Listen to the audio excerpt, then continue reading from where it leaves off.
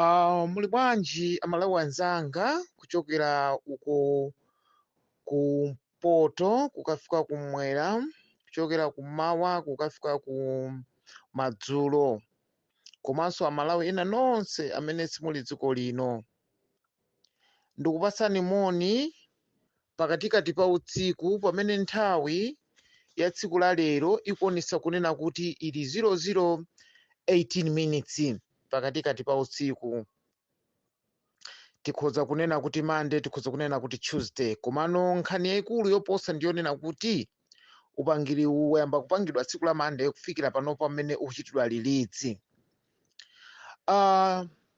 Ndikufuna kuti tikambirane nkhani imodzi patatenga matsiku angapo tisanayankhulane ndi ine mwana wanu, mwana wa masiye Evangelist Ambassador Steve Chimwaza.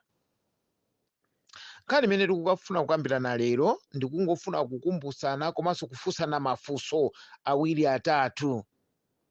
Ndiye nkhani kuti Malawians, would they vote for President Abusa Lazarus Chakwera again in office when 2025 comes or 2024 comes, according to our supreme law of the land?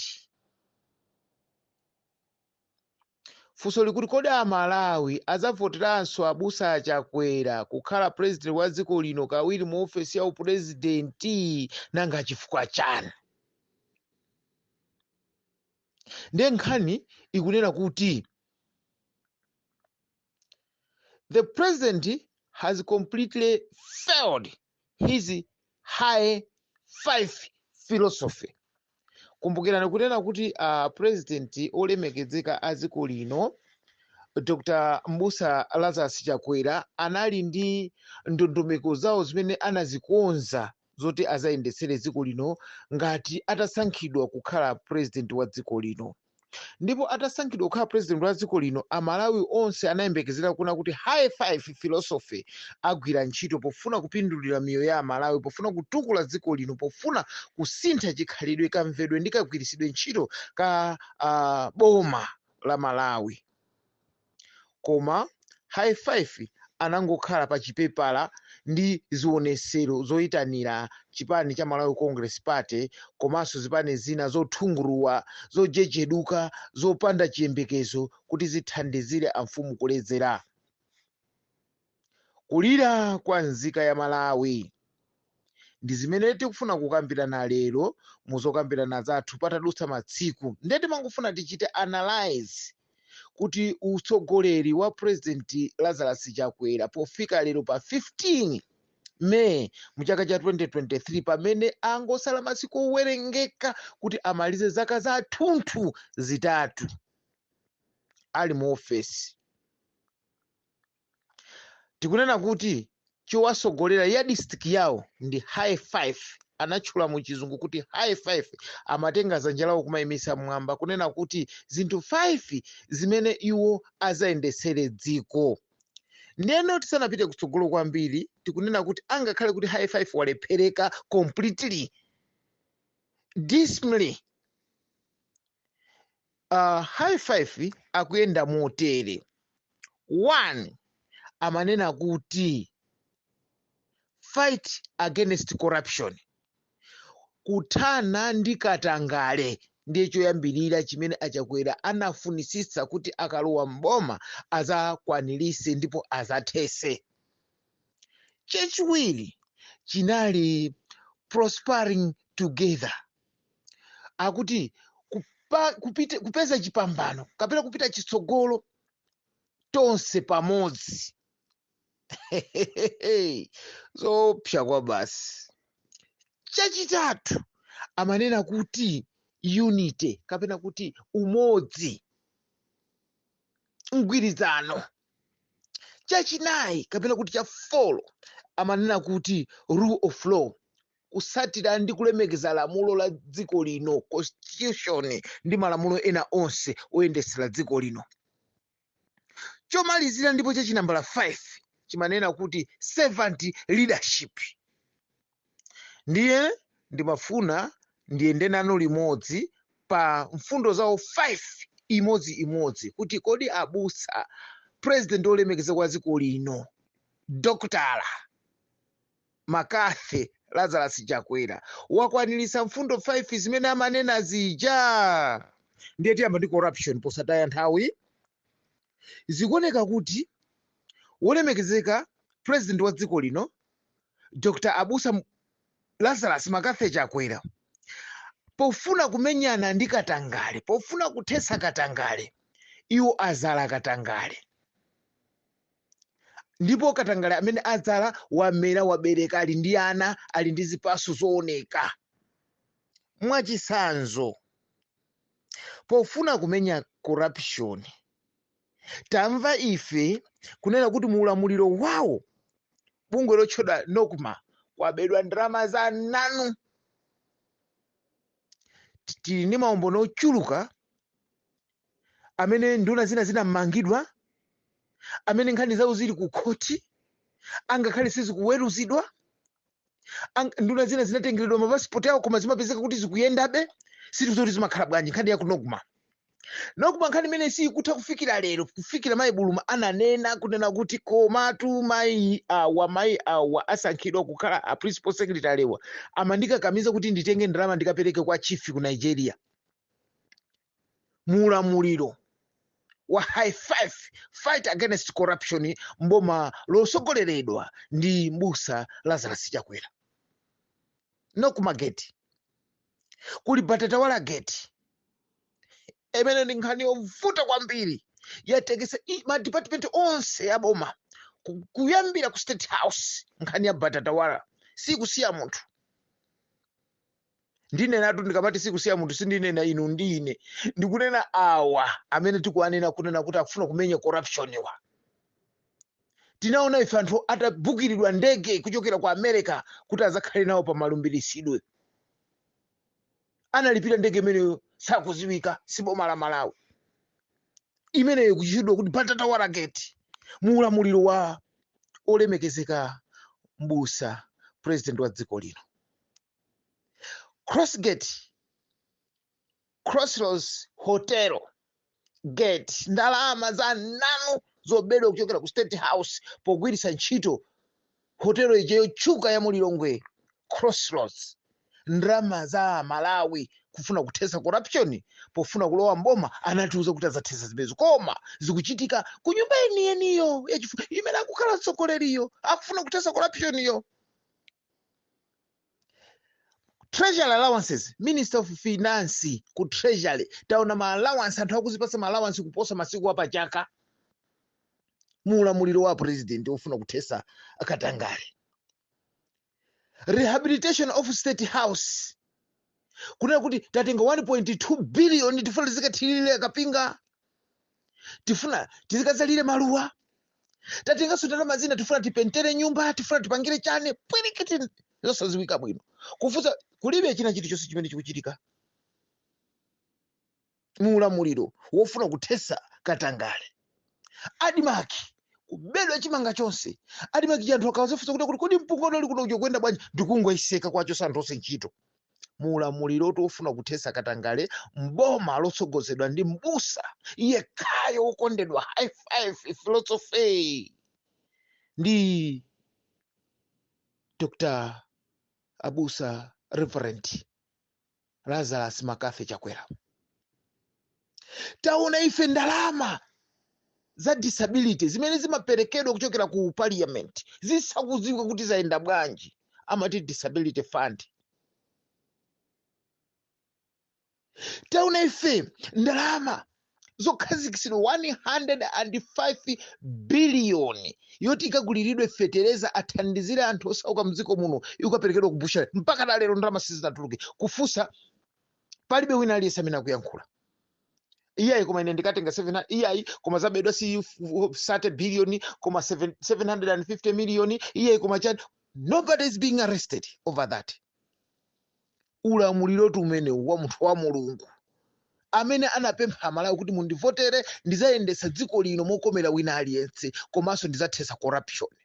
ndikungofuna tikuwunikira mmene tikuyendera ndi usogoleri wa abusa Lazarus Chakwera pothetsa corruption.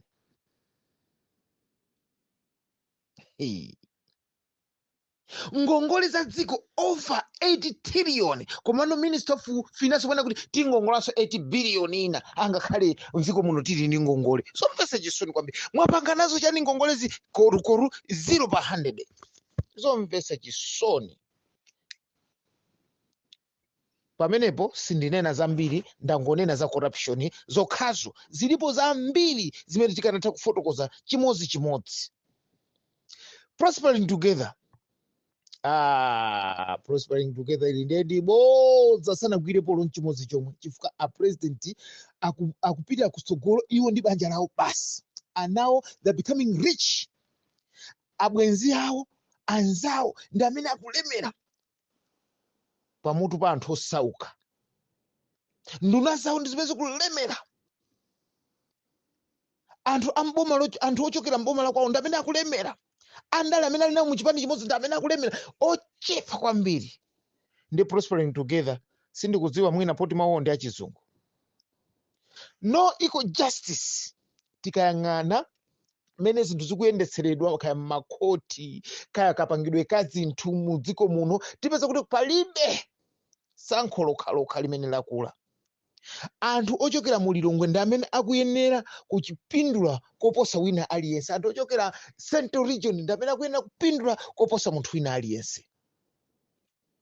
Nkomwe wiki yatha yomweyi mwezi watha mwewo boma lalengeza kuna kuti adimakiligule mbewu nkupereka ndalama zochuluka ti mabiliyoni tochuluka tina akuti koma adimaki ingogula soya ndi nyemba koma pa Central Region pokhapo.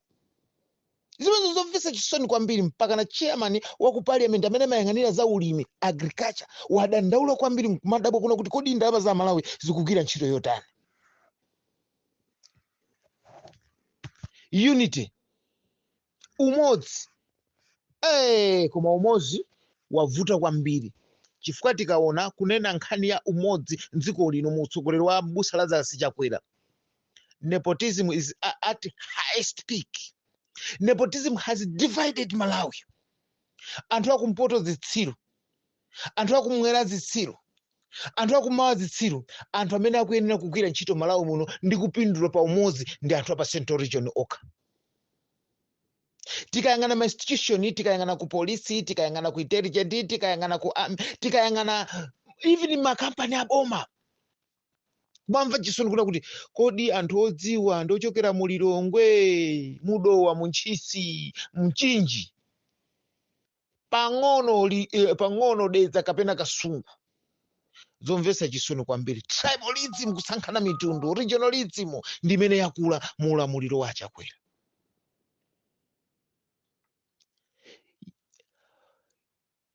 To me, I call it useless ministerial appointment kapena.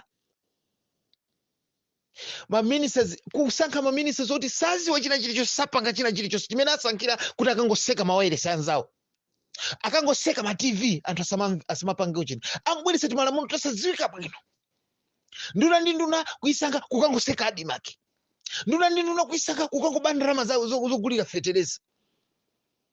Nduna yesu kuyisankha kumakangowatukana anthu kuti achule. Zomvetsa chisoni kwambiri. Unity ili pati. Nduna ndi nduna kuyisankha kumangopasa ndalama yoti izingodya at Minister of Unity and change education. Sinapange china chilichonse ziko muno. Useless. Mukanena kuna kuti unity, one of your pillar in your philosophy. Kaya mwina anthu ngati akunena zona kuti ineyo mwina mutu wanga sukugwira ntchito koma to me it is a miserable failure. Number 4, rule of law. Pamene pande pali kugufa, chizungu amati kugufa, kulephera kwa ndithu ngati munthu oti saziwa china chilichonse, kuti munthu anangobadwa kungofikira kubusa, chiziwaye ndi kubusa ndi kukama mkaka wa ng'ombe nkumamwa kubusa. Taona ife munthu akuswa malamulo. Ndipereka chitsanzo choyambirira. President alibe mphamvu yosankha CEO kapena acting CEO wa parastatal ina iliyonse ya boma. Alibe mphamvu zimenezo. Parliament ndimene mapanga zimenezo.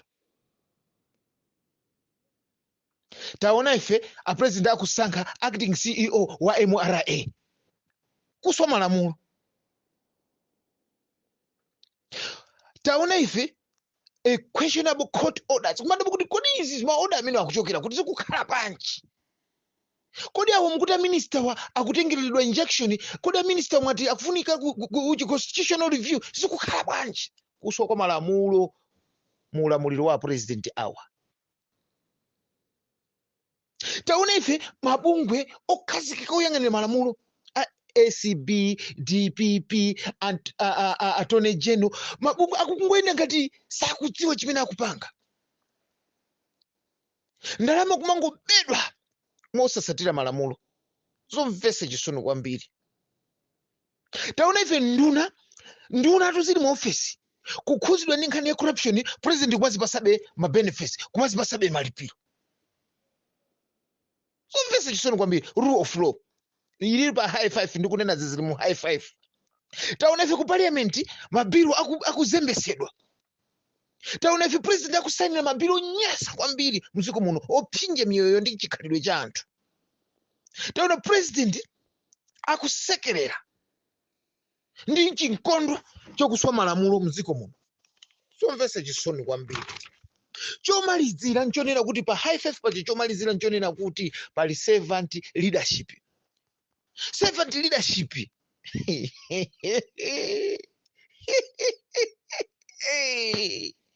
Mulungu atichitire chifundo ziko lino.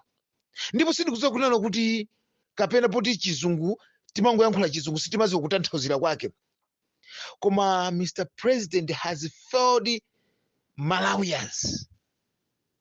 Nzipatala mulibe mankhwala, masukulu ndiye sitikuziwa kuti tinganene kuti bwanji, anthu akuvutika kani ma disaster ndi machana president alibe nawo ntchito ndimene akunyamuka kumapita m'mayiko ena kutenga ndalama za Malawi kumakadya kunja.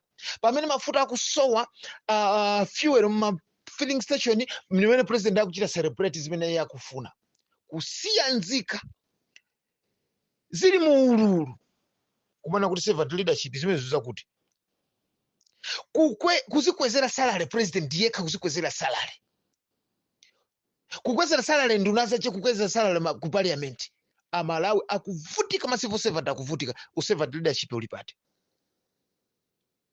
Kukwera kwa zinthu zofunikira mu moyo. Ngati mazi akumwa, mazi ndi moyo, madzi akumwa kuwakweza times 100.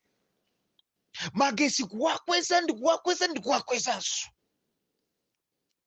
Mafuta ophikira mchere ndi zina zonse alibe nawo ntchito za munthu osauka. Zomvetsa chisoni kwambiri zoti servant leadership kaya mwina poti ine sinapite ku sukulu. Mafuta oyendesera galimoto, oyendesera machiri kuti azitipangira zinthu zina kuwakweza times 4 times 3 times 4. Servant leadership ili kuti kayendedwe president mwakuti chwa lero aliku mawa aliku nkucha aliku kunja ndi mkati momwe mwa dziko lino. Servant leadership ili pati. Kutseka makampani aboma angakhale a private mdziko muno. Taona ife makampani osiyana atatseka maofesi awo including Sana. Makampani ma wireless ma TV zina ndi manena zija zatsekedwa. Business zing'ono za anthu zatsekedwa mtauni mu. Pamene amanda akuti azachita create ntchito zambiri zathesedwa. Ndizomvetsa chisoni. Ndi Amalawi azasankha Chakwera kuti alamulirenso dziko lino chifukwa chani? Ndiye funso limene ndikufunsa ine. Andiyankhe angakhala Chakwera, andiyankhe angakhala Amalawi amene amadziwa kuyankha kunena kuti high five a Chakwera akwanirisa pati. Ambuye akudaliseni, akuyang'aneni ndi kukusamalirani mu nthawi ino chifukwa cha ukoma wake. Malawi aliyense akuyena akhale otsegula maso, Malawi ina aliyense akuyena azimvere chisoni, Malawi ina aliyense akuyena azindikire kusankha mtsogoleri malingana ndi mmene alili. Tinanamizidwa ife ndi high five, tinanamizidwa ife ndi chipembedzo, tinanamizidwa ife ndi anthu ena adyera pofuna kukwanirisa zofuna zawo, anaononga chikhalidwe mpumulo wa inu ndine amene tikuzunzika kwambiri lero ndi anthu awa asizinantole amene tinayika mboma. Mulungu akudaliseni nonse, Mulungu adalise mayi Malawi. Amen.